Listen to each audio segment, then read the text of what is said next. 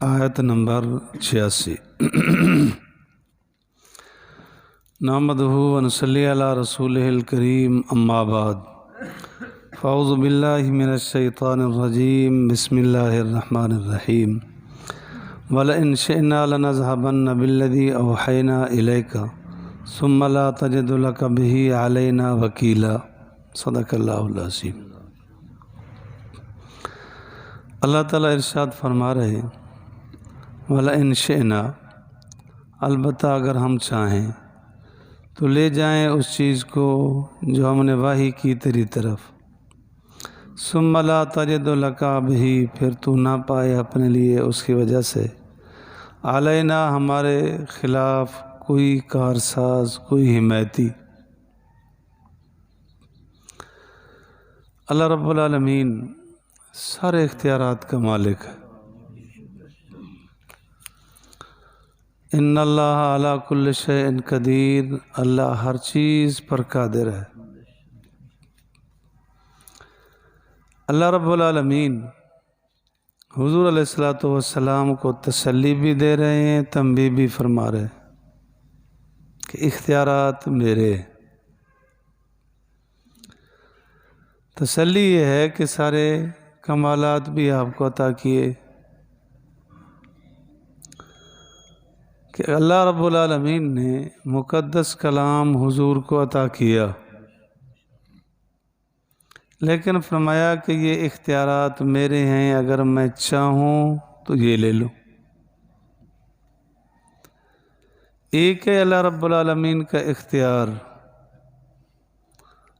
دوسرا یہ ہے کہ اللہ رب العالمین نے ایسا کیا نہیں کہ قرآن پاک چھین لیا ہو،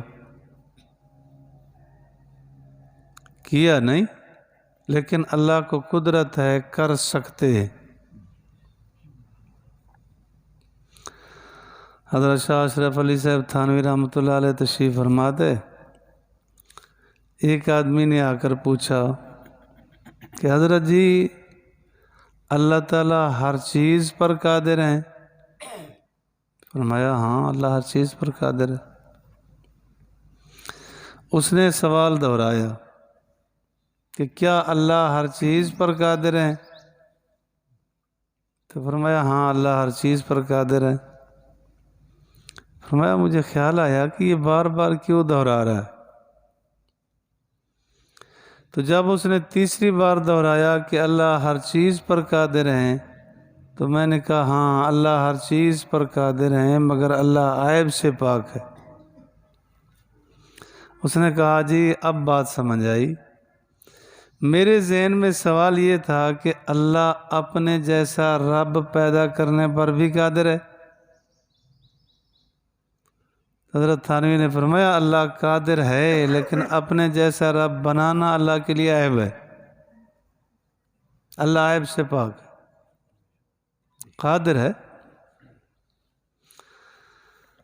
مجدد الفسانی رحمۃ اللہ علیہ تشریف فرماتے، ایک آدمی نے سوال کیا کہ حضرت جی ایک آدمی نیک ہے، متقی اور پرہیزگار ہے، کیا اللہ تعالیٰ اس کو جہنم میں ڈال سکتے ہیں؟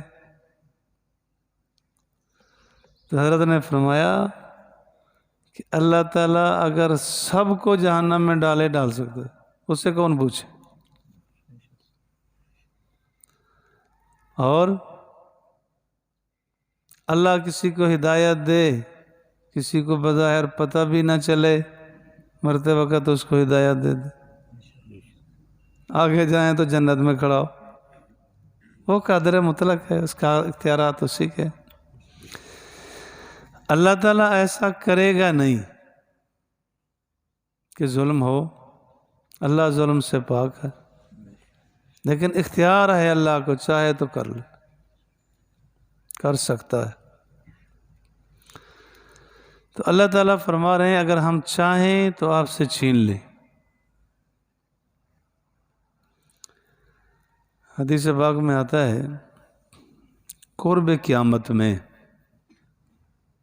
ان اللہ یقبض العلم انتظار، ان اللہ لا یقبض العلم انتظار، کہ اللہ علم یوں نہیں چھینے گا الا یقبض العلماء، مگر اللہ علماء کو اٹھا لے گا۔ ایک شکل جانے کی یہ ہوگی کہ جو مقتدر صحیح علمی تحقیق رکھنے والے اللہ علماء کو اٹھا لیں گے تو علم جاتا رہے گا۔ پھر کیا ہوگا؟ فرمایا پھر جاہل مفتی بن جائیں گے۔ حدیث پاک میں آتا ہے ذلوا و اذلوا، خود بھی گمراہ ہوں گے اوروں کو بھی گمراہ کریں گے۔ جب جہالت ہوگی جہالت والی باتیں بتائیں گے۔ اگر اپنے معاشرے پہ اس وقت غور کیا جائے تو اس طرح کی نام نہاد مولویوں سے بالکل اسلام کے خلاف باتیں نہیں کر رہی۔ نام کے مولوی ہیں، حقیقت علم کچھ بھی نہیں، دین دشمن ہے۔